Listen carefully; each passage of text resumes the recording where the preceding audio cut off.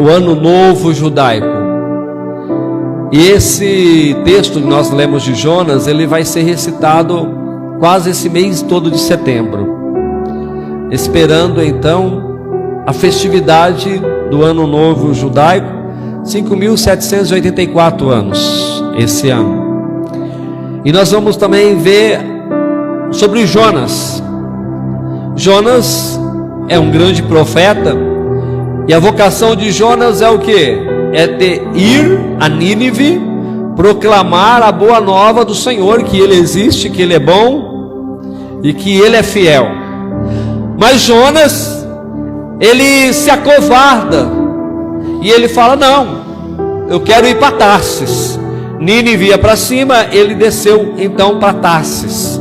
Toda vez que a Bíblia fala em descida, porque fala que ele desce a Jope para poder ir para Tarsis, é sinal de que muitas vezes nós não estamos preparados para aquilo que Deus tem para conosco.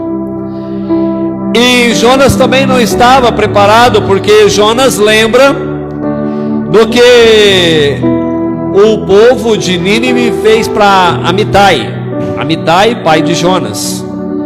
E ele fala assim: poxa, eles acabaram com a reputação do meu pai, acabaram com o ministério do meu pai, e ainda o Senhor achou graças neles para que eu vou lá falar do reino deles, para que ele seja salvo. Então muitas vezes a gente pensa que determinada pessoa que não está na presença do Senhor, ela não tem mais nada com Deus. Mas quem foi que disse isso? Porque cada coração, ele se inclina a Deus do jeito que Deus assim quer. Pode ser que a pessoa na qual nessa noite nós estamos orando, ela não queira nada com Deus. Pode ser que a pessoa na qual nós estamos pedindo a Deus para que Deus mude o cativeiro dessa pessoa, ela não tenha nada com o Senhor. Por enquanto não tem nada, mas o Senhor já tem algo com ela. Então continue a orar por essa pessoa, continue a proclamar a cura, continue a proclamar que ele, que ela vai vir servir ao Senhor, porque nós vamos ver grandes feitos, porque a vontade do Senhor é diferente da nossa. E nós não podemos desanimar as nossas orações, nós não podemos. As nossas orações, elas têm que ser fiéis ao Senhor, para que o Senhor dos Exércitos possa escutar as nossas prerrogativas. Nós estamos vendo aí que Jonas, ele não orou, ele simplesmente dormiu. E o maior bem de tudo isso é que ele dorme um sono profundo, quer dizer, um sono do justo. Ele não está nem preocupado com ninguém, ele só está preocupado com ele. E a palavra diz que ele dorme sem preocupação.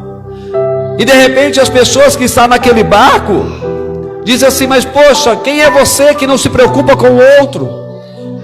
Muitas vezes a nossa preocupação, ela é tão pouca para nós, mas ela é tão grande para com o outro. Muitas vezes a gente preocupamos mais com os outros do que conosco. A gente esquece de orar para nós, a gente esquece de jejuar a Deus por nós, pela nossa saúde, pela nossa vida, pelos nossos abrir de olhos todas as manhãs. Nós esquecemos de orar a Deus pela nossa vida e pelo ministério que Deus tem na nossa vida. Foi diferente de Jonas. E esse então capitão diz para Jonas: Jonas, mas você então não tem dó, vamos dizer assim, de nós que estamos padecendo nessa tempestade? Você não está nem aí, mas nós estamos. Cada um orou para o seu Deus e nada deu certo. Quem sabe o teu Deus é um Deus diferente? Olha só, em meio a caos, pessoas se levantam para orar a Deus e de repente vê que nosso Deus é um Deus de verdade. E muitas vezes nós não estamos pensando nisso. Nós achamos que o nosso Deus esqueceu de nós, que o nosso Deus está em silêncio, que o nosso Deus não ouve mais a nossa oração. E muitas vezes aquela pessoa que não tem a fé que nós temos, fala para a gente: olha, tenha mais fé, tenha mais ânimo. Quem sabe o teu Deus agora quer ouvir a tua oração diferente. E assim aconteceu com Jonas. E que fizeram? Tiraram uma sorte. E quando nós falamos de sorte na Bíblia, nós falamos de Deus. Deus mostra para aqueles homens que Jonas estava no pecado. No pecado do quê? No pecado de não querer, de covardia, de não querer ir para o determinado lugar que Deus está mandando. E de repente Jonas fala assim: realmente, eu que sou o causador de tudo isso. Ele, Jonas, diz: pegue-me então, me lance ao mar. Me lance ao mar para que passe tudo isso.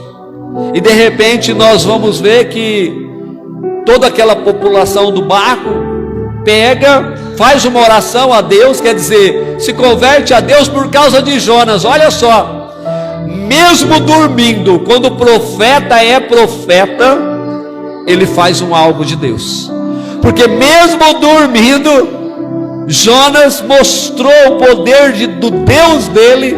Aliás, Deus mostrou o poder do Deus de Jonas para aqueles homens. E aqueles homens então de repente perceberam que o Deus que eles serviam era meros deuses, deuses mitológicos, seres invisíveis inventados. Mas quando eles oram para o ser invisível, que realmente tinha a presença naquele lugar, eles começam a adorá-lo. A palavra começa a dizer, meu irmão, minha irmã, como nós lemos, que eles começam a adorá-lo. Por quê? Porque eles querem saber de onde é Jonas. E Jonas fala que ele é hebreu. E Jonas falou que ele é hebreu. Aí eles falam o quê? Então nós vamos sacrificar ao Deus. Jogam Jonas no mar. Jonas é engolido pelo peixe. Passa 3 dias, 3 noites dentro desse peixe. E quando Deus ele tem promessa na nossa vida, ele nos, mesmo que a gente ande o mundo todo contra aquilo que Deus tem, Deus manda algo surpreendente para nos levar na onde Deus quer. E de repente Jonas acorda na onde? Na praia de Nínive. Na praia de Nínive. E aí ele não vê outra solução de não ser o quê? Pedir um livramento. Orar para Deus para pedir um livramento. E Jonas ora pedindo a Deus um livramento, porque aquele povo é um povo mau. É um povo mau. É um povo mal agradecido. É um povo que matava profeta. É um povo que acabou com a família de Jonas. Amitai foi um deles, pai de Jonas. E de repente Jonas fala: Senhor, me livra. E Jonas então passa a ter mais fé nesse Deus. E faz o propósito que Deus pediu para ele. Qual é? Prega, anuncia. Bem, para anunciar em Nínive demoraria muito tempo. Mas Jonas, em um dia, né? Olha, começou Jonas a entrar pela cidade, capítulo 3, versículo 4. De caminho de um dia, e pregava dizendo: ainda 40 dias e Nínive será subvertida. E os homens de Nínive creram em Deus e proclamaram jejum e vestiram-se de saco, desde o maior até o menor. Quer dizer, em um dia de pregação, ele mudou a vida de uma cidade que demoraria 40 dias. E um único dia, Deus ouviu a oração de Jonas. Mas quando Deus mandou, ele já tinha preparado tudo. Os homens daquela cidade, que era perverso, que matavam mesmo por qualquer coisa, eles modificaram a sua vida pela pregação de Jonas. Muitas vezes a pregação cansada de Jonas. Muitas vezes eu e você, nós viemos muitas vezes da igreja cansados, pedindo alguma coisa para Deus, mas cansados. Senhor, não acontece. Senhor, não dá certo. Senhor, o cativeiro não muda. A minha petição é a mesma coisa. Eu peço e não muda, meu Deus. Não dá certo. Tudo que eu peço parece que dá errado. Eu peço uma coisa, o Senhor manda outra. Está tendo muito mais prova do que bênção. Está me faltando tudo, nada muda. As pessoas a qual eu convivo não mudam. Nós pensamos isso, meu irmão, minha irmã. E muitas vezes nós viemos da igreja assim, derrotados, vontade desenfreada de deixar tudo, de abandonar tudo. Mas Deus, Ele já fez uma promessa lá atrás. Você lembra da promessa que Deus tem na tua vida? Qual é a promessa que Deus colocou na tua vida? Lembra quando alguém falou ou profetizou para você, dizendo que o Senhor dos Exércitos mandou te dizer? E por que não cumpriu? Não cumpriu porque nós queremos e achamos que o tempo é nosso. O tempo é de Deus, a vontade é de Deus, o momento é de Deus. Se Ele prometeu, Ele é fiel para cumprir. Basta esperar, basta crer. Jonas, mesmo desanimado, ele falou: eu vou fazer, porque não tem como esconder, não tem como fugir de Deus. O salmista, no seu Salmo 139, diz: para onde me esconderei da tua face? Se eu descer no mais fundo dos mares, tu estarás. Se eu subir no mais alto cume, o Senhor vai estar.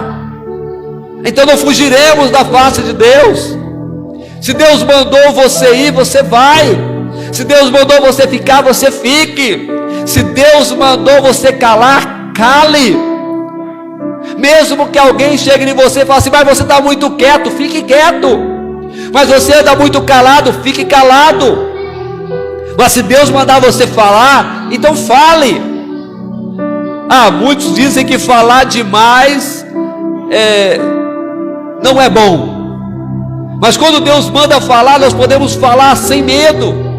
E assim fará Deus palavras lindas e maravilhosas brotar no meu e no teu lábio. E a pessoa que vai ouvir, meu irmão, minha irmã, vai ser modificada. Nós viemos aqui aprender que muitas vezes o meu cansaço é o fruto da tua bênção. Muitas vezes o teu cansaço é o fruto da minha vitória.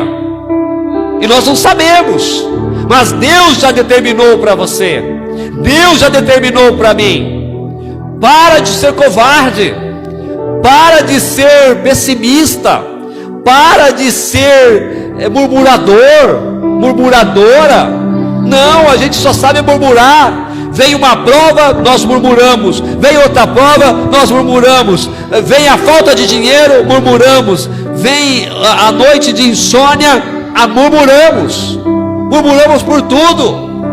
Se machuca o dedinho, já murmura por causa do dedinho. Se uma coisa não dá certa, começa a entrar em questionamento com Deus do que está acontecendo. Deus, Ele determinou e Ele faz.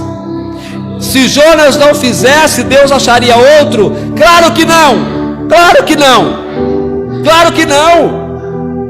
Porque Jonas se acovardou. Jonas não queria ir, ele se acovardou. Mas Deus quis quem? Quis ele. Então muitos pregadores dizem assim: se você não fizer, Deus usa outro. Claro que não, claro que não. Senão essa palavra poderia ser rasgada da Bíblia. Porque se Deus te chamou, Ele sabe do momento certo para que você possa dar fruto. Ele sabe o momento certo que você vai se calar. Ele sabe o momento certo que você vai falar. Ele sabe até os murmúrios da gente. Claro que sabe. Ele é onisciente. E Ele sendo onisciente, Ele também sabe que momentos da nossa vida nós vamos começar a falar dEle desenfreadamente, na fila do banco, na espera do culto, na fila de um hospital, quem sabe. Muitas vezes nós passamos por dores físicas para que lá no hospital nós possamos ser usados. Quantas vezes eu fui no hospital sem ser visita, falei: meu Deus, o que eu estou fazendo aqui? Não era nem para mim estar aqui. E de repente Deus me usa naquele lugar. É assim que Deus faz. Quantas vezes eu fui no hospital levar um filho meu que estava com problema, e lá no hospital eu visitei 2, 3, 4, 5 leitos de crianças. e Deus o usou, e Deus usa. Então Deus, Ele faz projetos na nossa vida que muitas vezes a gente não quer, não queremos e também não entendemos. Mas para isso a gente não pode esperar o outro. Jonas estava esperando chegar outro profeta, manda outro.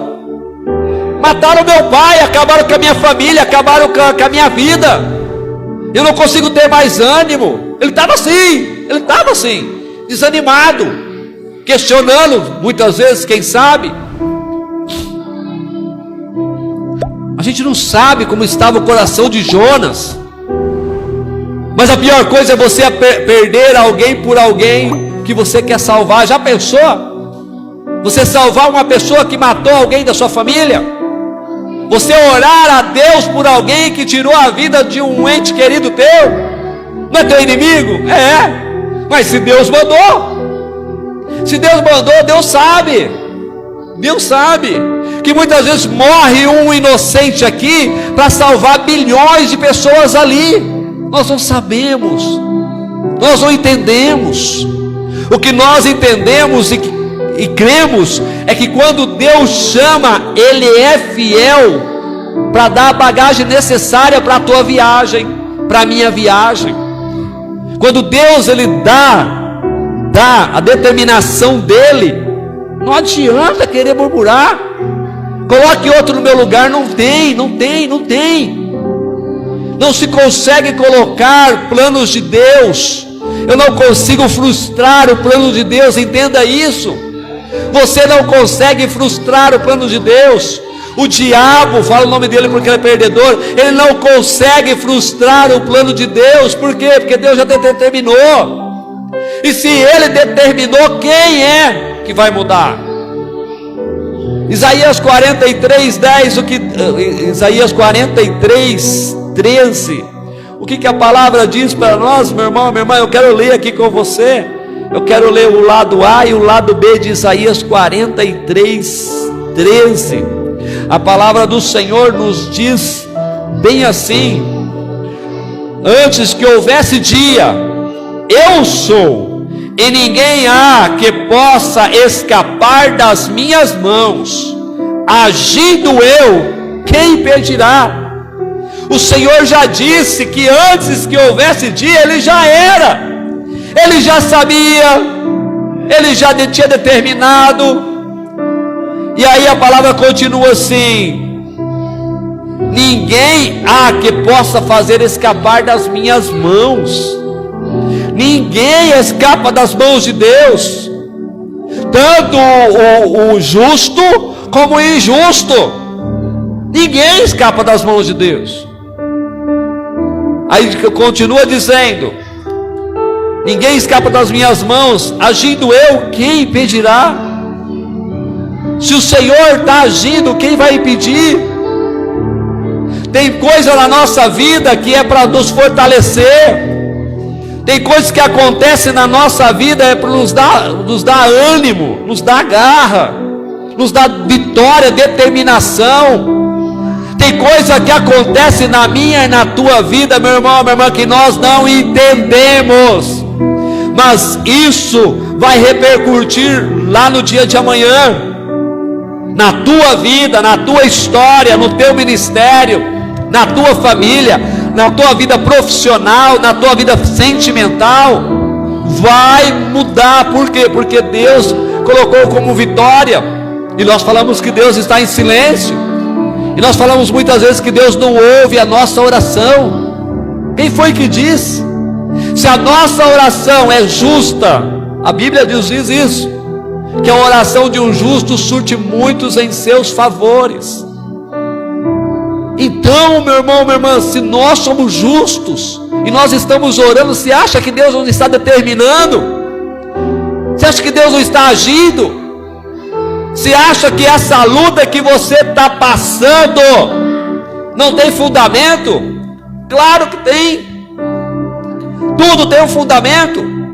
E no dia de amanhã faremos igual Miriam fez. Vamos cantar o hino da vitória. Vamos cantar, porque aí começaremos a entender. Quando o povo de Israel chega em frente ao mar vermelho, vocês acham que eles não murmuraram? Moisés, você trouxe nós para a morte. Moisés, você trouxe nós para a morte, porque à frente está o mar, atrás estão os egípcios. E aí? E agora? Jonas também. Senhor, e agora? Se lançar eu no mar, eu morro. Se eu vou para Nínive, eu morro. Então me lance ao mar. Quer dizer, ele colocou a vida dele nas mãos de Deus.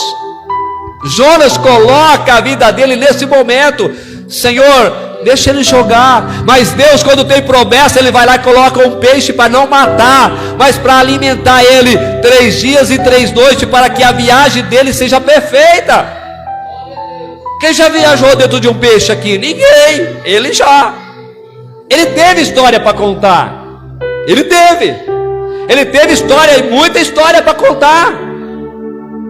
Principalmente da conversão dele, porque ele queria a morte de todos os ninivitas. De repente, quando ele sai, que ele fala: nossa, eu evangelizei a cidade inteira em um dia.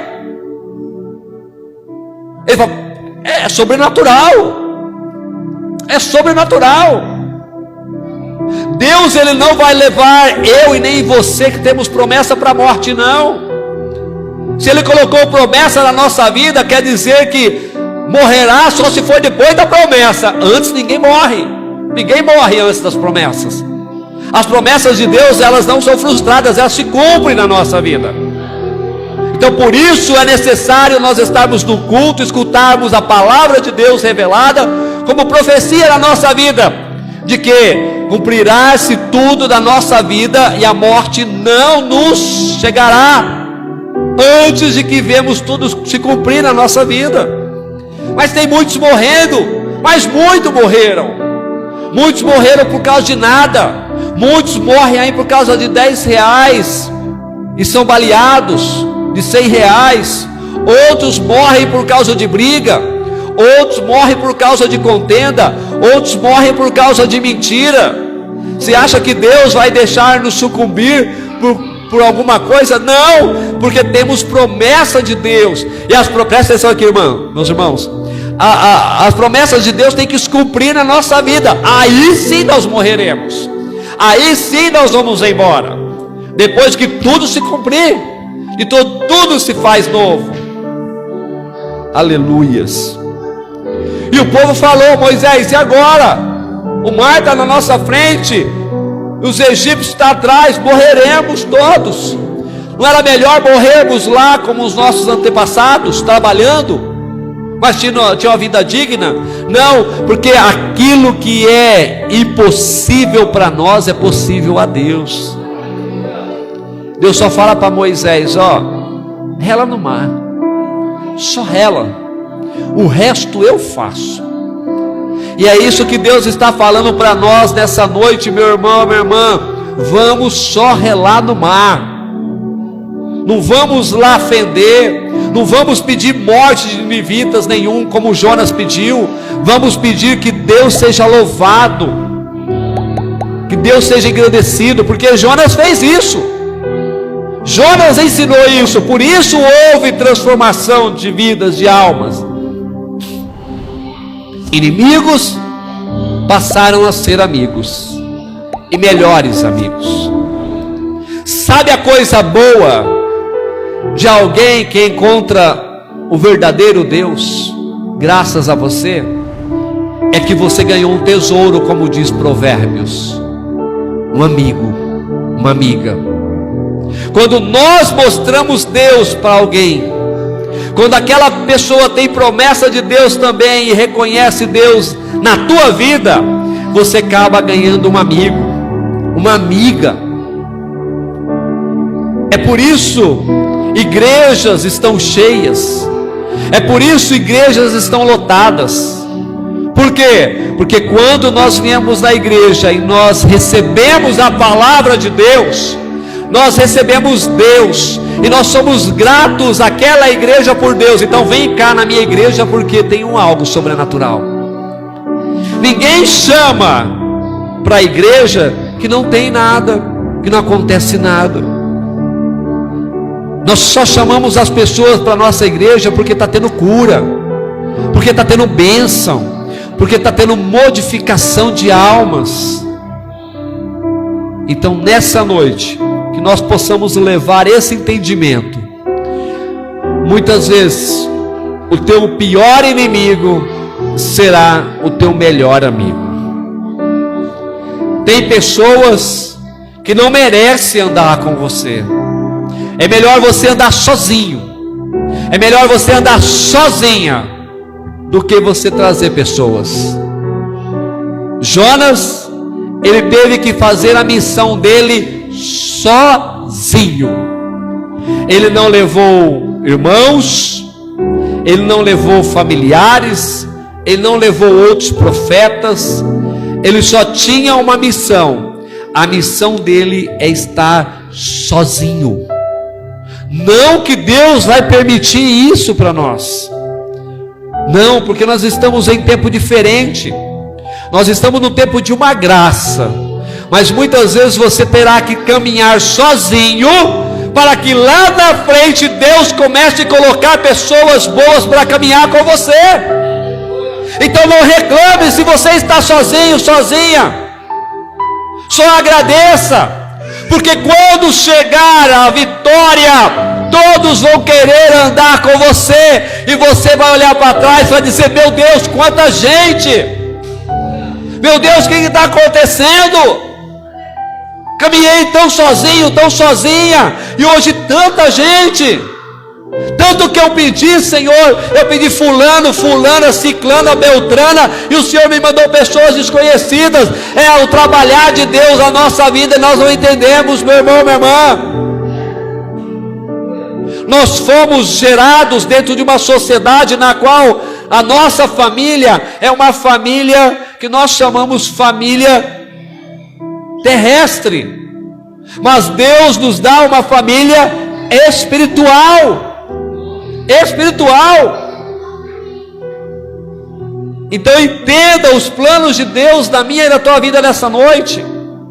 Pode ser que você hoje está sozinho, sozinha nesta igreja, não tem mais ninguém, os bancos tudo vazio do teu lado, você não vê mais ninguém, mas amanhã, através do Deus que você serve, das promessas que Deus lançou na tua vida, você vai olhar para trás e falar assim: na minha frente tem Deus, mas atrás está cheio de bênçãos, de pessoas que foram libertas, de pessoas que foram curadas, de pessoas que estão cheias do Espírito Santo.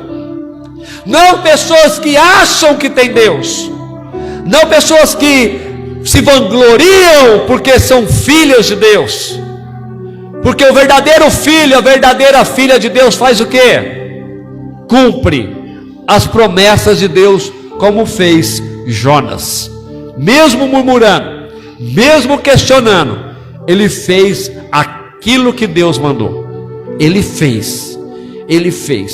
Deus mostrou para ele depois, mostrou, claro, mas o que ele entendeu é que muito mais vale os planos de Deus acontecer na vida dele do que aquilo que ele tinha entendimento, que fosse certo ou errado. Nós achamos que tem coisas que é certas e erradas na nossa vida, e não é assim. Quem determina o que é certo e errado para nós é Deus.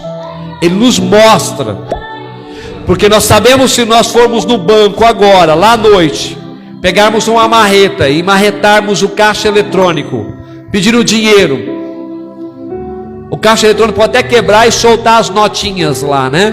Muitas vezes com aquela mancha vermelha. Mas o que nós vamos ter ciência é que quando nós sairmos do banco, tem uma viatura de uma polícia para nos prender, porque é coisa ilícita. Se nós entendemos que no mundo a gente tem regras, nós também temos que entender que os planos de Deus também têm regras. Também tem regras que muitas vezes nós não entendemos. As coisas do mundo nós não questionamos, porque se nós questionarmos, nós vamos presos. Mas as coisas de Deus, a gente quer sempre dar um jeitinho. E a palavra em Isaías 43:13 diz: agindo eu, quem impedirá? Não precisa dar jeito nas coisas de Deus. Deixe, e assim permita, tanto você como eu, que Deus dê um jeito em nós, e não nós nele. Amém? Vamos ficar de pé? Vamos estar agradecendo a Deus por essa palavra muitas vezes dura, muitas vezes é uma palavra que nos traz até desconforto, mas que falou com o nosso coração, e que foi bom, porque houve uma correção e houve um ânimo, então é de Deus. Então saia daqui animado, porque hoje você está sozinho, mas o amanhã Deus pode modificar. Senhor nosso Deus e nosso Pai, traga, Senhor, no nosso coração, Senhor, entendimento, Senhor. Traga, Senhor, na nossa vida, Senhor, lealdade, fidelidade. Traga, Senhor, ânimo, Senhor, na onde nós vemos, Senhor, só derrota. Traga-nos, Senhor, vitórias. No lugar, Senhor, certo, Senhor, da verdadeira vitória, porque nós sabemos que a vitória já chegou. Porque somos mais que vencedores em Cristo, Senhor Jesus. Que nessa noite, Pai, possamos, Senhor, ter entendimento que as tuas coisas, que as coisas espirituais, que as reverências que temos ao Senhor, surte muito, Senhor, em seus efeitos, porque somos mais do que vencedores. Então, meu amado Deus, que nessa noite possamos voltar para os nossos lares, agradecidos, vitoriosos, em nome de Jesus. Não desista, não pare de crer. Os sonhos de Deus jamais vão morrer. Não desista, não pare de lutar, não pare de adorar. Levanta teus olhos e vê, Deus está restaurando os teus